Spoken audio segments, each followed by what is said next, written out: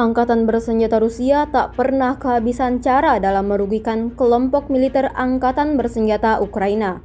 Terbaru, beredar sebuah video di media sosial Telegram pada Selasa 7 Januari 2025 yang memperlihatkan detik-detik penyerangan terhadap kendaraan militer angkatan bersenjata Ukraina.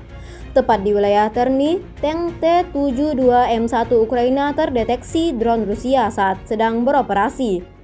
Tidak ingin kehilangan kesempatan, awak drone FPV Rusia kemudian melakukan pengejaran dan langsung menyerang tank Ukraina secara brutal, seperti yang terlihat dalam rekaman. Ledakan dahsyat terjadi berkali-kali dan Ukraina diklaim alami kerugian besar.